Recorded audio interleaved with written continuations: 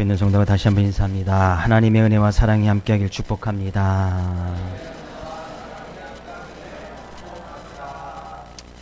한 동영상을 하나 보게 되어졌는데, 어떤 여인이 걸어가다가 길에 있는 그 맨홀에 그냥 갑자기 쑥 빠져버린 거예요. 알고 봤더니 이 여인이 이제 핸드폰을 보고 가다가 그 핸드폰 때문에 그 맨홀이 열려져 있는 것을 모르고 거기서 빠져버리는 그런 영상을 본 게 되어졌습니다. 요즘 이제 우리나라 말 가운데서도 새롭게 생기는 단어들이 많이 있습니다. 그 가운데 하나가 이제 바로 스몬비족이라고, 혹시 아십니까? 스몬비족, 스마트 좀비라는 이야기인데, 스마트폰 때문에 마치 영화에 나오는 좀비처럼 아무런 생각 없이 행동하고 날아가는 그 스마트폰에 중복되어져 있는 사람을 일컬어서 이제 스몬비족이다라고 이야기를 합니다. 그래서 이런 이 핸드폰을 보고 하다가 사고도 나기도 하고, 자동차를 부딪히기도 하고, 스마트폰을 보면서 운전도 하고, 스마트폰을 보면서 자전거도 타고, 그러다가 큰 사고로 인해서 또 생명 위협까지도 느끼는 일들이 이제 많이 일어나는 것을 보게 되었죠. 스마트폰 보급이 비율로 따지면 우리나라가 최고로 보급이 잘 되어 있습니다. 거의 우리나라 이제 5천만이면 거의 한 3천만 이상이 스마트폰을 쓸 정도로 다 사용한다는 이야기죠. 스마트폰을. 네, 이 스마트폰으로 인해서 건강에 위협도 온다는 거예요. 건강에 위험이 오게 되어지는데, 그럼에도 불구하고 이제 예배 시간에도 이 스마트폰을 여전히 보고 있는 사람이 있지요. 그렇죠. 이 스마트폰이 없으면 이제 못 사는. 그래서 이 스마트폰 때문에 생기는 건강의 위험 신호들이 많이 있습니다. 먼저 이제 메신저 증후군이라고, 요즘은 이를 이제 스마트폰으로 메시지를 이렇게 전달해 주는 거예요. 그것 때문에 업무 과정이 퇴근하고 나서도 메시지로 내일까지 뭐 해와 이렇게 해버리면 그 과중한 업무 때문에 이제 스트레스가 증가하게 되지는 거, 이제 메신저 증후군이라고 이야기를 하고, 또 스마트폰 때문에 이제 손목 통월 증후군, 스마트폰 하루 만지니까 이제 손목에 무리가 가게 되어지는 이제 손목 터널 증후군, 거북목 증후군. 스마트폰 이렇게 항상 쳐다보니까 이제 우리 목은 이렇게 C자 이렇게 형이 되는데, 거북이 목처럼 이렇게 쭉 빼져 나오고 이렇게 구부러지는 그런 증후군들이 또한 생기고, 또한 이런 건강 위험 신호도 있답니다. 디지털 치매도 생긴다는 거예요.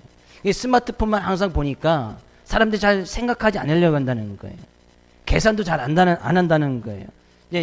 제대로 암기도 하지 않는다는 거예요. 왜? 그냥 몇 번만 이렇게 딱 치면 다 나오고 다 계산되어 주고, 뭐든지 어떤 정보다든지 충분히 찾을 수 있으니까, 그것 때문에 또 사람들 간의 어떤 대화도 떨어지고, 이게 이제 디지털 치매라는 거예요. 저에게도 이제 약간 이런 기억력이 잠깐 떨어지는 것이 이 스마트폰 때문이 아닌가. 그냥 좀만 치면 안 외워도 다 찾을 수 있으니까 아마 이 기억력 때문에 그런 것 같아요. 이 스마트폰 때문인 것 같아요. 그래서 스마트폰을 좀 버려버릴까 생각 중이에요. 저는 잘 스마트폰 없어도 살 수 있거든요. 제 스마트폰의 주요 기능은 알람 기능이에요. 새벽 시간에 일어나는 그 알람 기능, 스마트폰 그거 없이 없으면 안 돼요. 또 이것 때문에 생기는 증후군 중에 하나 이제 노모포비아 증후군이라고, 스마트폰이 없이는 5분 이상을 못 견디는 증상, 이제 금단 현상이죠. 여기까지 가면 이제 아주 심각한 중독에 빠져버리는 거예요. 그래서 이 스마트폰 때문에 이 기계가 이제 사람을 지배하고 이제 되는 그런 현상을 이끌어서 이야기하는 거예요. 어떻게 보면 스마트폰이 일을 더 쉽게 하고 정보력을 더 얻게 해줄 수 있고, 또 좋은 기능들도 없지 않아 있습니다만, 그것 때문에 뭔가 그 스마트폰에 사람들이 왜 스마트폰에 빠지는가 보면, 뭔가 열정에 빠져 있을 때 사람들은 만족감과 행복감을 느끼게 된대요. 그러니까 뭔가 빠져 있을 때 성취감도 높여주고, 또 수많은 지식과 정보도 가져다 주기 때문에 이 스마트폰에 심취하게 된다는 거예요. 무언가에 열심히 빠져 있는 거, 무언가에 열심히 어떤 열정을 가지고 있는 거. 근데 그것이 어떤 생산적이지 못하고 인격적이지 못한 이 기계, 스마트폰에 빠져 있기 때문에 문제가 되는 사회적인 형상들이 많이 있다는 거예요. 오늘 본 말씀에 가서 보면 사도들이 어떤 기적을 통해서 많은 표적과 기적이 일어나게 되어집니다. 믿을 수 없는 일들도 일어나게 되는 것을 보게 되어지죠. 병 들었던 사람들이 고침을 받고 귀신 들렸던 사람들이 다 또 나음을 받는 그런 일들이 일어나게 되어졌고, 그것으로 말미암아 백성들이 사도들을 칭송하는 그런 일들이 있었단 말이에요. 근데 그런 일이 있고 나니까 뭐예요? 어떤 일이 일어난 거예요? 대제사장과 그와 함께 가장 측근에 있던 사두개인 사람들, 사두개파 사람들이 오늘 본 말씀에 가서 보니까 마음에 시기가 가득하여 일어나서 사도들을 잡아다가 옥에 가두었단 말이에요. 여기 우리가 주심이 봐야 될 단어는 시기가 마음에 가득하였다. 시기가 일어나는 것은 그 마음에 가득했다는 것은, 마음에 시기가 가득했다는 것은 그들 마음에 항상 열심이 시기로 가득 찼다는 거예요. 뭔가에 그들의 어떤 중심이 사도들을 잡는 데에 그들이 하는 일에 대해서 시기가 가득하게 일어났다는, 거기에 빠져 있었단 말이에요. 그러니까 그들이, 사도들이 하는 것이 항상 다 마음에 안 들었고, 사도들이 복음을 증거할 때마다 그들은 감옥에 가다 잡아 넣었고, 여기서 감옥이라고 하는 것은 국가기관에서 관리하는 그런 공공 감옥을 이야기해요. 그러니까 국가에서 관리하는 그런 이제 교도소라든지, 그런데 뭐 이제 이 대제사장이나 사두개파 어떤 당시의 어떤 권력을 가지고 있던 이 사두개파 정도라면 그런데 충분히 집어넣을 수 있었단 말이에요. 그러니까 그 옥문을 지키고 있는 맡는 사람들도 세워둘 수 있었고, 근데 그들의 마음의 시기에 가득하였다. 거기에 푹 빠져 있었다는 거예요. 잘못된 열심, 이 시기라는 것도 어떻게 보면 어떤 서로 간의 어떤 경쟁을 추구하거나 열심을 내는 방법 중에 하나가 바로 이 시기라는 것으로 나올 수도 있다는 거예요. 서로 경쟁을 하다 보면 거기에서 상대방을 누르고 이겨야 되기 때문에 거기서 시기심이 올라오게 된단 말이에요. 잘못된 열심, 잘못된 것을 따라가다 보니까 이들은 뭐예요? 사도들을 항상 잡아두고 옥에 가두려고 했단 말이에요.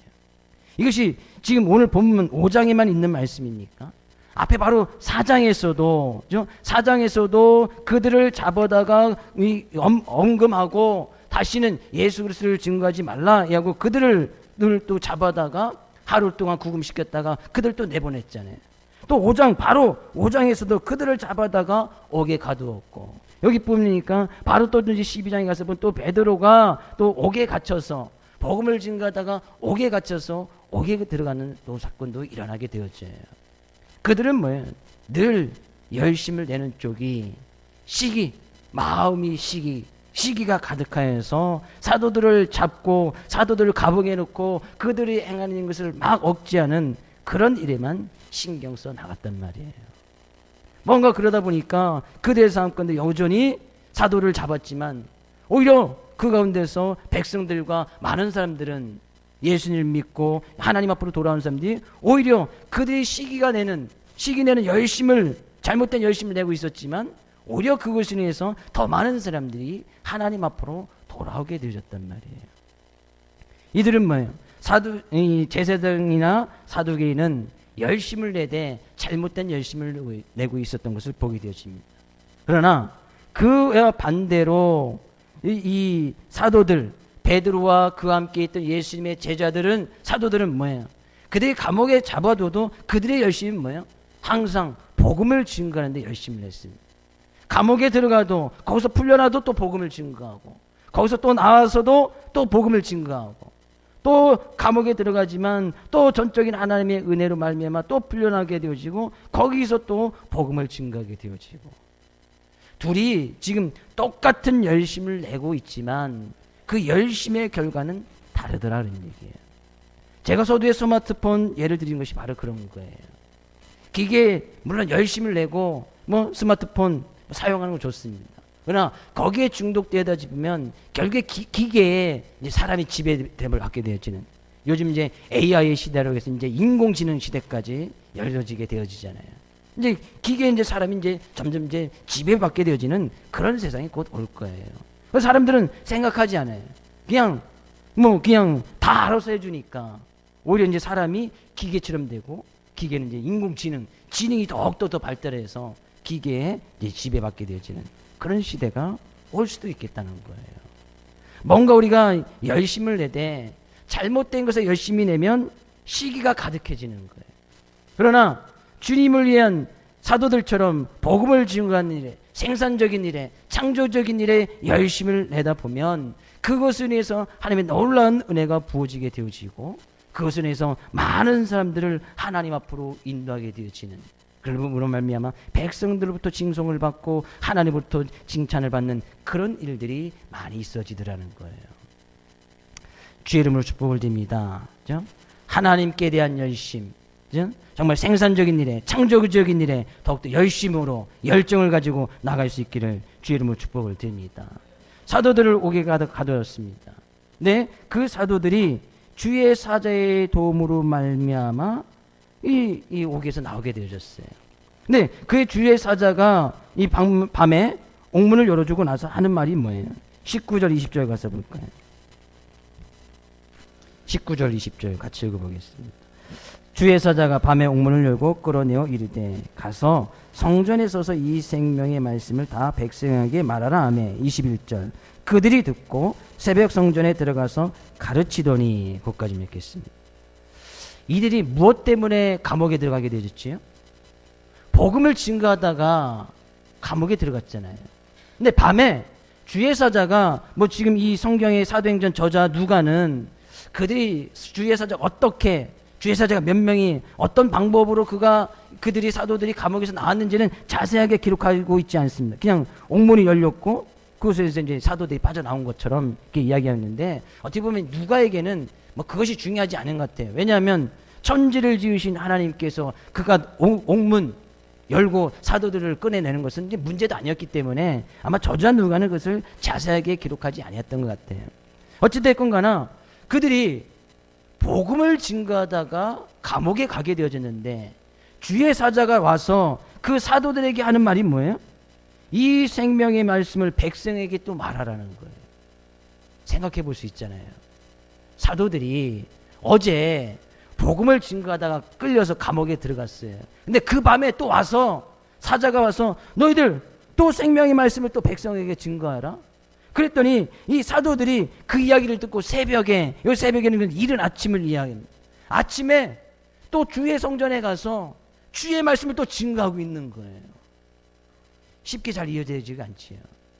그들이 복음을 증거하다가 감옥에 갔는데 주의 말씀을 듣고 또 아침에 성전에 들어가서 생명의 말씀을 가르치고 있었다라는 거예요. 우리는 그럼 잘 생각해 볼 수가 있습니다. 사도들이 그럼 아침에 일찍 성전에 가서 하나님의 말씀을 증거했었던 그 이유가 무엇일까?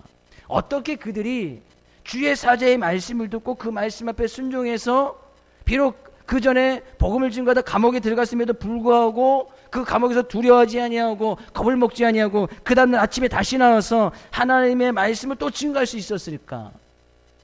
우리는 금방 읽은 말씀에 대해서 아주 키포인트가 있습니다. 뭐예요? 주의 사자가 밤에 사도들을 찾아간 거예요. 거기서 무슨 일이 있었는지는 알지 못해요. 근데 아마 이 밤 가운데에서 그 밤에 사도들이 분명히 주님의 깊은 은혜를 체험했을 것이 확실합니다. 주님의 깊은 은혜를 맛보았단 말이에요. 그 밤에. 그러니까 그 밤에 은혜를 받았던 이 사도들이 아침에 다시 생명의 말씀을 증거하라 이야기니까 감옥 가운데서 전혀 두려워하거나 겁을 먹지 아니하고 아침에 다시 나와서 생명의 말씀을 증거했다는 얘기예요. 여기 이제 비교되는 것이 있잖아요. 밤과 새벽, 밤과 아침을 비교하면서 이야기하고 있어요. 그들이 그 다음날 다시 새 힘을 얻어서 생명의 말씀을 아주 다시 강력하게 증거할 수 있던 이유는 지난 밤에 놀라운 주의 사자로 말미암아 하나님의 그 크신 은혜를 깊이 체험하는 그런 시간을 가졌기 때문에 그들이 아침에 다시 생명의 말씀을 증거할 수 있었다는 거예요. 하나님께서는 빛을 만드시고 그 빛을 낮이라 칭하셨습니다. 어둠을 만드시고 어둠을 밤이라 칭하셨습니다. 하나님은 낮과 밤 그 중에 어느 하나만 창조하신 것이 아닙니다. 하나님은 낮도 창조하셨고 밤도 창조하셨습니다. 맞습니까? 맞지요? 하나님께서 해와 달과 별을 지으시고 낮과 밤도 하나님께서 지으셨단 말이에요. 어떻게 보면 우리가 사는 이 하루는 어떻게 보면 낮하고 밤을 명확하게 구분할 수는 없습니다. 물론 해가 뜨는 시간과 해가 지는 시간 그것 중에서 낮과 밤을 구별하기도 합니다만 그것은 정확한 기준이 될 수가 없어요. 하루에 어떻게 보면 우리의 이 하루는 낮에부터 시작하든 밤에부터 시작하든 성경은 대부분 이제 밤에부터 이제 시작하는 것으로 이야기하는데 저녁이 되고 아침이 되니 첫째 날이 되었다. 그럼 저녁이 되고 밤이 되고 또 낮이 되고 또 밤이 되고 또 낮이 되어서 하루가 되어지고 그 하루가 이어져서 또 달이 되어지고 년이 되어지고 그 날들이 계속해서 이어지는 것을 보게 되어집니다. 그럼 그 하루를 낮과 낮을 이어주는 그 시간이 이제 밤이라는 시간이란 말이에요. 그럼 어쩌면 우리가 지금 이 하루를 하나님께서 하나님 예배하며 찬양하며 나갈 수 있도록 하나님께서 인도하신 것은 지난 밤에 하나님의 전적인 은혜가 있었기 때문에 지난 밤을 잘 지낼 수 있도록 해주신 하나님의 은혜가 있었기 때문에 우리가 오늘도 낮에도 하나님을 예배하며 찬양하며 나갈 수 있다는 거예요. 제가 지금 무슨 말하고 싶은 거예요?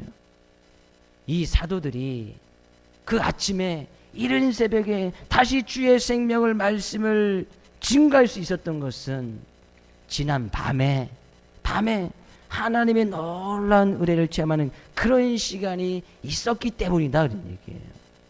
우리가 오늘을 살아갈 수 있는 것은 뭐예요? 지난 밤에 하나님께서 은혜를 베풀어 주시사 지난 밤에도 우리 교회 성도는 없겠지만 지금도 아니면 문경시나 우리나라를 따지면 지난 밤에도 하나님의 부르심을 받아간 사람들이 수십 명 있는 거 아시잖아요. 지난 밤에도 어떻게 보면 우리가 이제 보통 밤문화, 이제 밤이라고 이야기하면 대부분 좀 이제 부정적인 생각을 많이 갖고 있습니다. 그죠? 그래서 문화생활 한다 하면은 우리가 이제 이 사람들이 이제 이 문화를 발전시키기 위해서 만들어놓은 그런 삶 가운데 우리들의 삶 가운데 만들어놓은 그런 삶을 누리고 즐기는 생활을 이제 보통 이제 문화생활을 이야기하는데 그에 반해서 이제 밤문화라고 이야기하면 대부분 이제 부정적인 시각을 가지고 있어요. 밤문화라면 이제 이건 자기 자신만을 즐기기 위한 시간으로 이해하고 그렇게 사용하는 경우들이 대부분이란 말이에요. 그래서 이제 밤문화 그러면 좀 타락하고 어떤 쾌락을 찾는 그런 모습으로 우리가 보통 이해를 하게 되어진단 말이에요. 근데 밤이라는 것은 그렇게 사용되어져서는 안 된다는 거예요. 우리가 오늘도 생명의 말씀을 가지고 생명적인 새 생명을 누리며 생명의 은혜를 누리며 살아가기 위해서는 지난 밤이 중요한 거예요. 지난 밤. 그래서 우리는 밤문화를 만들 때 그리스도인들이만이 누릴 수 있는 그런 밤문화가 분명히 있어야 돼요. 성경에 가서 보면 이 밤문화를 잘못 어떤 쾌락이나 향락을 추구하다가 멸망받은 사람들이 많이 있어요. 그 대표적인 도시가 소돔과 고모라. 그죠? 주 예사자가 밤에 아브라함의 조카 있던 롯을 구하기 위해서 갔는데 밤에 사람들이 찾아와서 뭐 하는 거예요? 밤에 사람들이 와서 주 예사자들과 같이 관계를 맺고 싶다고. 벌써 동성애와 성적으로 타락한 그 도시. 밤에 찾아온 거예요, 밤에. 사사 삼손도 보십시오. 밤에 뭐하고 다녔어요? 밤에 여자들만 만나고 다니지 않습니까? 결국에 이 삼손이 나중에 회개하였으니까 망정이지 밤만 되면 여자들 만나러 다니고 또 향락을 즐기러 다녔던 이 삼손의 모습 보게 되어지잖아요. 가룟 유다, 예수님 받았던 가룟 유다 보십시오. 낮에는 예수님이 따라다니는 척 하더니 밤중에 대제사장 몰래 찾아가서 은 30냥을 받고 예수님을 배반하는 사건. 그게 다 밤에 일어났단 말이에요. 밤에 왜 사람들이 이런 밤문화를 밤을 쾌락이나 어떤 자기 욕망을 채우기 위한 그런 것으로 생각해지는가 라는 그런 인식 속에는 밤에는 하나님도 안 볼 것이라고 하는, 밤은 사람 눈에 안 보이면 하나님도 안 볼 것이라는 그런 의식이 있기 때문에 밤만 되면 자기 쾌락만 즐기고 자기 시간만 가지려고 하고 자기 어떤 욕망만 채우려고 하는 그런 시간으로 밤을 사용하는 사람들이 많더라는 거예요. 그 반면에요, 이 밤에 놀라운 하나님을 만나고 하나님의 의를 체험하는 사람들도 성경 가운데 많이 있습니다. 우리가 대표적으로 아는 아브라함에게 주셨던 한번 말씀을 볼까요? 창세기 26장 24절 같이 읽어보겠습니다. 그 밤에 여호와께서 그에게 나타나 이르시되 나는 내 아버지라 아브라함이 하나님이니 두려워하지 말라. 내 종 아브라함을 위하여 내가 너와 함께 있어 내게 복을 주어 내 자손이 번성하게 하리라 하신지라. 그 밤에 하나님께서 이전에 아브라함에게 놀라운 약속의 말씀을 허락해 주셨듯이 하늘의 뭇 별을 보아라. 내가 하늘에 떠 있는 이 별의 수같이 내 자손이 이렇게 번성하게 할 것이다 라는 말씀을 주신 거예요. 그는 밤에 하나님을 만났고 하나님의 언약의 약속의 말씀을 받았어요. 그런 사람들이 솔로몬도 있고 많은 부분이 있어요. 밤 가운데 하나님을 만나고 하나님의 은혜를 누렸던 사람들. 지금 이 사도들은 뭐예요? 그 밤에 복음을 증거하다 감옥에 들어갔던 그 밤에 주의 사자가 나타나서 그에게 하나님의 말씀을 주셨고 그것이 그들의 삶 가운데 큰 은혜가 되어졌고 그로 말미암아 그들은 감옥이라는 것을 두려워하지 아니했단 말이에요. 그 감옥 안에서 겁을 먹지 않은 거예요. 그 밤은 그들에게 정말 영적인 밤이었고 은혜의 밤이었고 하나님의 은혜를 맛보아 나갈 수 있는 아주 깊은 시간이 되어졌기에 그들은 그 다음날 다시 일어나서 생명의 말씀을 증거하는 놀라운 일을 향하면서 나간 것을 보게 되었습니다. 제 짧은 인생의 시기를 잠깐 되돌아봐도 방황하는 시간이 조금 있었다고 이야기했잖아요. 방황했던 시간을 말씀드리면서 제가 한 3개월 정도 딱 방황을 했는데 그때 방황하는 시간을 딱 다시 한번 되돌아보니까 낮에는 뭐예요? 낮에는 잠만 자요. 밤에는 뭐예요? 밤에는 친구 만나러 다니고 어디 뭐 놀거리나 찾으러 다니고 그럼 밤새도록 놀고 뭐 하다 보니까 낮에는 피곤하니까 낮에는 잠만 자고 뭐 그런 가운데 무슨 꿈이 있고 비전이 생기겠습니까? 그죠? 그러니까 하나님께서 결국 안 되니까 그냥 끌어주시긴 했지만 그죠? 결국에 왜 우리가 밤에는 이런 부정적인 시간을 가지고 하느냐? 하나님이 없다는 거예요. 밤에는 하나님께서 보지 않을 것이라고 생각한단 말이에요. 하나님께서 그러신 분입니까? 하나님은 낮과 밤을 주관하시고 그죠? 낮에도 우리를 지켜주시고 밤에도 우리를 지켜주시는 그 하나님이신데 그 하나님이 밤에는 없다라는 그런 의식이 있단 말이에요. 그래서 우리는 지난 시간 밤을 잘 보내는 것이 정말 중요해요. 지난 밤에 우리가 어떻게 지난 밤을 보냈는가에 따라서 지금 이 시간이 달라지는 거예요. 옆에 있는 사람한테 한번 물어볼까요? 지난 밤에 뭐 하셨습니까? 대답을 해주셔야지요. 그냥 잠만 잤어. 잠 잤지요. 잠 안 자면 이 시간에 자니까. 지난 밤에 밤을 안 자면 이 시간에 자겠지요. 그죠? 그냥 자는 것도 중요하지만 지난 밤 가운데 우리는 하루를 마무리하면서 어떤 잠재 들면서 아니면 어쩌면 어느 누군가에게는 잠을 자는 그 꿈속에서라도 그죠? 하나님을 만나는 은혜를 가지고 말씀을 붙드는 그런 시간이 분명히 있어야 된다는 거예요. 그러지 않으면 이 낮에 밤에 잠 안 잤으니까 이 낮에 자는 거예요. 그냥 이 낮에 그냥 눈 감고 있는 거예요. 이 낮에 그냥 스마트폰 보고 있는 거예요. 지난번에 못 본 거 봐야 되니까. 그죠? 잘못된 열심에 우리는 거기서 분명히 벗어날 수 있어야 돼요.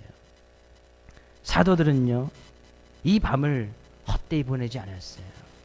그들이 왜 그 다음날 아침 일찍 이 생명의 말씀을 성전에 들어가서 가르치고 또 그들은 가르침으로 말미암아 그의 삶 가운데 분명히 피해가고 어려움 올 것을 알고 있었음에도 불구하고 복음을 증거하는 그 일에 순종하면서 나갈 수 있었을까?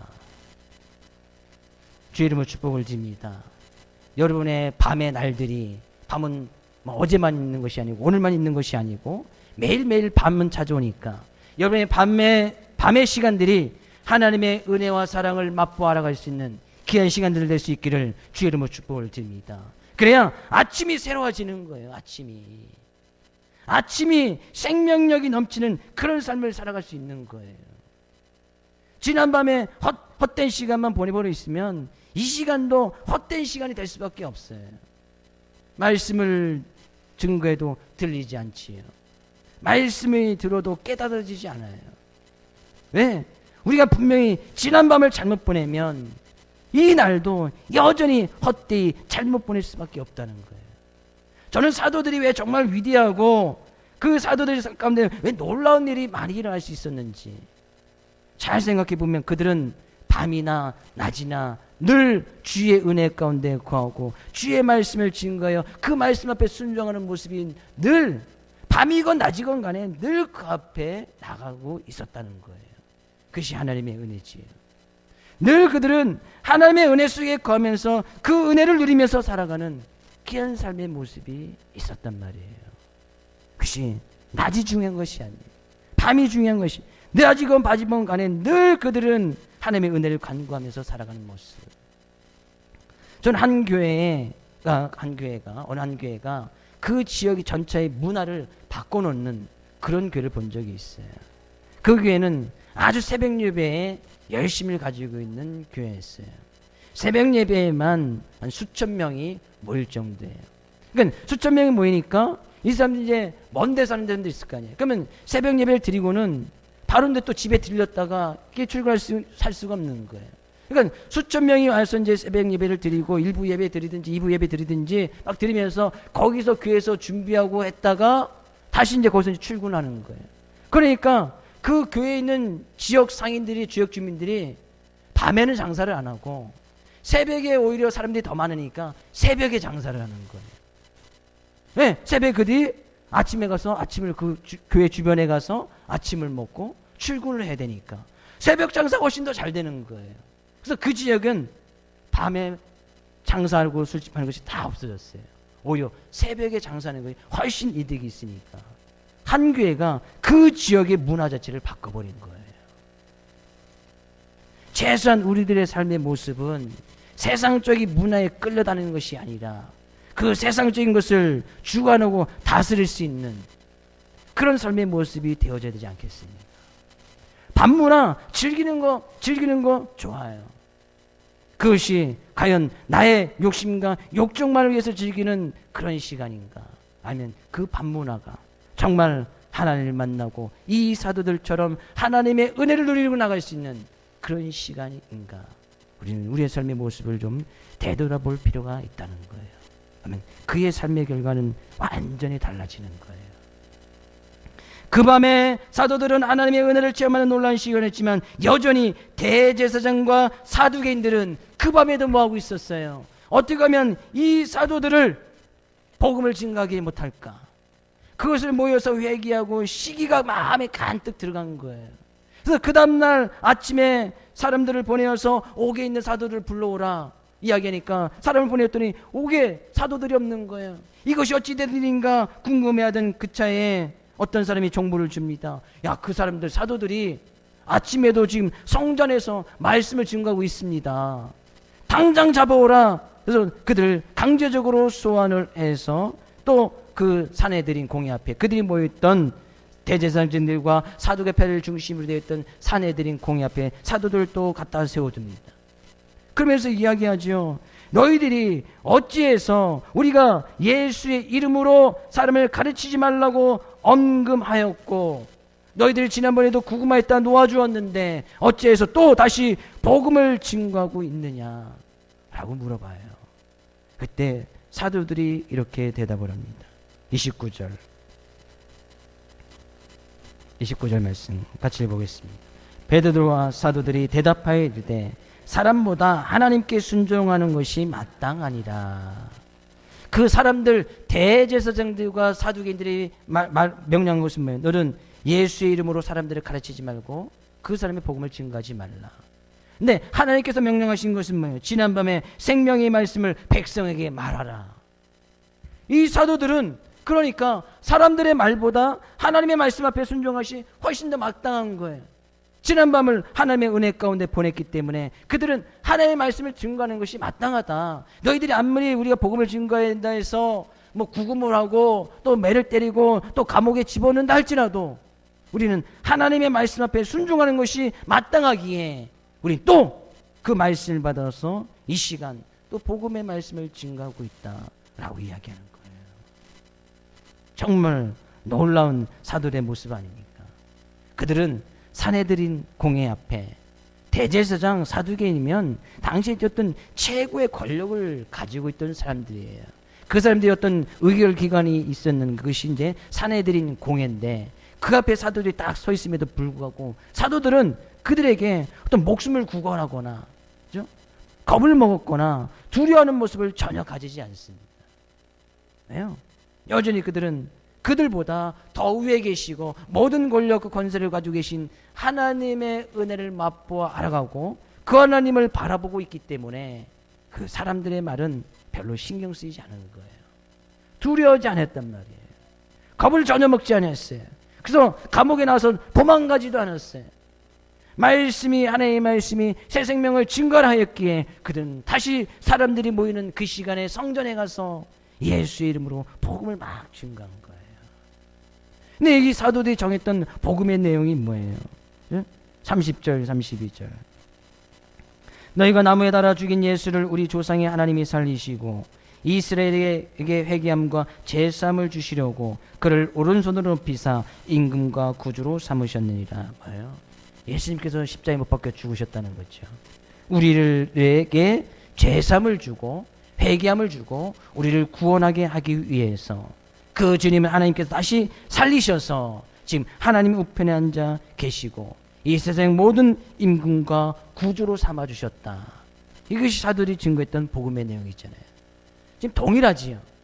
앞부분에서 사도행전 4장에서 증거했던 복음의 내용, 지금 여기서 증거했던 복음의 내용 똑같아요. 지금 사도들이 사도행전에서 전했던 복음의 내용은 늘 주님의 십자가의 죽음 그리고 부활 그분만이 우리의 구원주 되시고 우리의 죄의 가운데 모든 것을 사함받을 수 있는 죄 문제를 해결할 수 있는 유일한 구원주 되심을 그분만을 늘 증거하고 있는 거예요.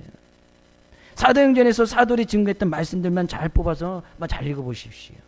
늘 예수님의 십자가, 부활, 그분은 우리의 구원자, 그것에 핵심을 두고 항상 그 얘기만 이야기하고 있어요. 그런데 그렇게 그들이 똑같은 복음을 계속해서 증거하는 거예요.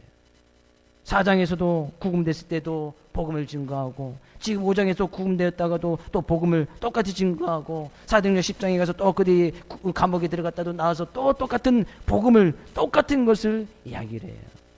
이것이 사도들이 가지고 있던 열심이었어요. 그 반면에 저도 말씀드렸듯이 이 대제사장과 사두개인들은 그래도 열심이 있었어요. 시기하는 열심, 사도들을 잡아들이고 감옥에 듣는 그런 열심이 있었단 말이에요. 그들의 삶의 결과는 완전히 판이하게 다른 것을 우리는 성경을 통해서 알고 있습니다.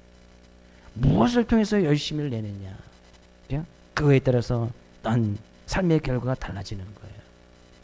근데 어떻게 보면 사도들이 어떻게 계속해서 반복적으로 꾸준하게 복음을 증거하는 삶, 어떻게 보면 지루할 수도 있잖아요.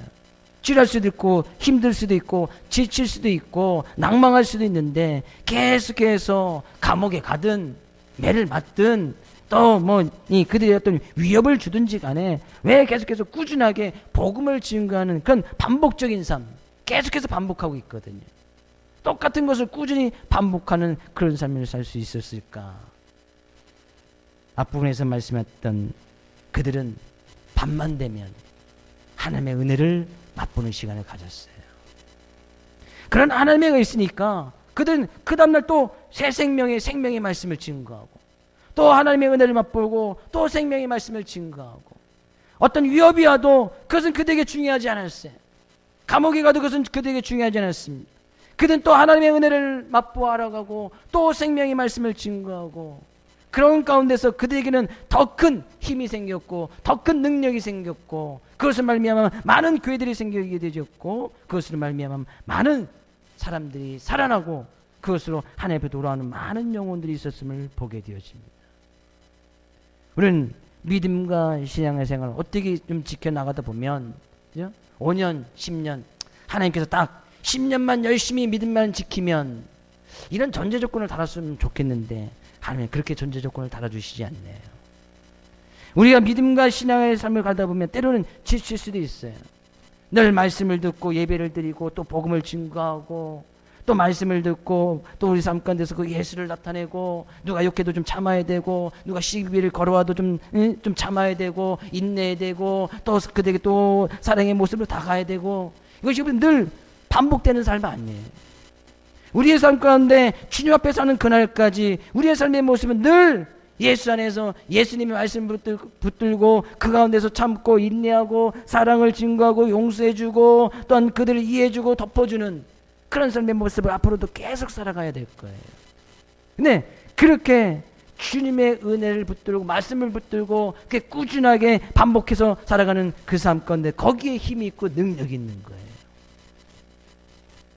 낭망할 수도 있어요. 낙심할 수도 있어요. 근데 그 가운데서도 은혜를 부여잡고 다시 복음을 증거하는 이 사도들에게 놀라운 능력이 있고 그들 통해서 하나님께서 놀라운 기적과 많은 은혜의 삶이 나타나게 되었듯이 우리의 삶이 늘 이런 반복적인 삶, 꾸준하게 믿음과 신앙을 지탱해나는 삶을 살아갈 때 거기에 힘이 있고 능력이 있다는 얘기예요.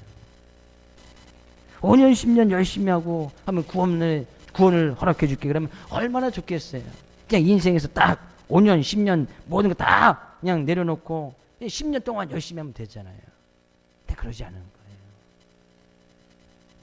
저도 벌써 이 교회에 다니면서 했던 것이 벌써 이제 한 35년, 초등학교 3학년 때, 4학년 때인지 기억이 없어요. 저희 기억력이 없어요. 스마트폰 때문에 이제 기억력이 사라져. 4학년 때는 확실히 기억나는데 3학년 때는 기억이 하나도 없어요. 그래 따지면 벌써 이제 한 35년, 그죠? 어릴 때보다 이제 35년 정도 됐어요. 근데 앞으로도 보면 35년은 더 신앙생활 해야 되잖아요. 그렇잖아요. 그럴 것 같아요. 그 전에 불러가시면 정말 또 좋기도 하고 서운하기도 하겠지만 주님께서 부르실 날은 아무도 알 수 없으니까. 근데 어떻게 보면 긴 것 같지만 어떻게 보면 상당히 짧은 시간이에요. 여러분들 지금 이 시간 10년, 20년, 어떤 분은 30년 그 이상, 그죠? 신앙과 믿음을 붙들는 분이 계실 거예요. 근데 그분들 잘 보면 그들 삶 가운데 능력이 있어요. 힘이 있어요. 왜요? 꾸준히 그 믿음과 신앙을 지켜온 삶의 결과란 말이에요. 우리 그 모습을 보면 이 사도들처럼 꾸준히 우리의 삶의 모습을 통해 그런 능력이 나타나도록 어떤 위협이 와도 때로는 감옥 같은 그런 큰 시험이 온다 할지라도 그 가운데서 은혜를 부여잡고 왜? 주님은 우리 가운데 늘 은혜를 주시기 원하고 그 밤에 하나님의 말씀을 통해서 우리에게 또 힘을 주시기를 원하시는 분이 또 주 여호와 하나님이시니까 그 은혜를 부여잡고 나갈 때 우리의 삶 가운데 능력이 나타난단 말이에요. 그러면서 사도들이 이야기해요. 마지막 32절에 우리는 이 일의 증인이요 하나님이 자기에게 순종하는 사람들에게 주신 성령도 그러하니라. 우리는 이 일에 증인될 수밖에 없다는 얘기예요. 왜 이들이 증인된 삶을 자청을 합니까? 나는 예수님의 십자가의 부활, 나는 그것의 증인일 수밖에 없다. 그러니까 가는 곳곳마다 그 증인된 삶을 살아가는 거예요. 사도들이 가는 곳곳마다 심지어 이 죽음을 맞이하는 어느 사도는 감옥에서 죽음을 맞이하고 어느 누구는 또 이 예수님이 지신 그 십자가의 참형을 당하는 그런 순간에까지도 이 사도들은 복음을 증거하는 일에 증인된 모습으로 그들의 죽음을 맞이하는 사도들이 있는 것을 보게 되어져요. 그들은 그것 앞에 증인될 수밖에 없었다는 거예요. 왜 그들은 그런 삶을 자청했습니까? 하나님의 은혜가 너무나 컸고 주 예수 그리스도의 십자가 부활이 그들 가운데 믿음의 확신을 심어주었고 하나님께서 그들 가운데서 함께 하신다는 그런 확신이 있었기 때문에 그들은 증인된 삶을 살아갈 수밖에 없음을 고백하는 거예요. 우리는 주님께서 원하시는 삶의 모습 바로 이런 증인된 삶의 모습이에요. 어디를 가든지 증인된 삶의 모습. 이것은 한 번, 두 번 했다고 되는 것이 아니에요. 꾸준하게 10년, 20년, 30년, 40년 아니 주님이 부르실 그때까지 우리는 증인된 삶을 살아가야 되는 거예요. 근데 이것이 쉽지 않으니까 주님께서는 그 밤에 사도들을 찾아가서 은혜를 부어주시고 그 다음날도 생명의 말씀을 증거할 수 있는 증인된 삶을 살아갈 수 있도록 힘을 주시더라는 거예요. 저는 우리들의 삶의 모습이 매일매일 이런 주님의 은혜를 좀 받아 누리고 그 체험 속에 거여서 정말 우리들의 삶의 모습이 늘 증인된 삶 살 수 있기를, 주님을 증거하고 주님을 나타내는 그런 증인된 삶의 모습으로 승리하며 나갈 수 있기를 주 이름으로 축복을 드립니다. 거기에 능력이 있어요. 내가 증인된 삶을 살아갈 때 거기에 능력이 있는 거예요. 거기에 힘이 있는 거예요. 사도들처럼 담대함이 생기고, 사도들처럼 힘이 생기고, 사도들처럼 많은 놀라운 능력이 나타나는 거예요. 이번 한 주간도 그런 증인된 삶의 모습으로 힘과 능력과 사도들처럼 은혜 가운데 거하여서 그 은혜를 증거하는 귀한 한 주간 될 수 있기를 주 이름으로 축복을 드립니다.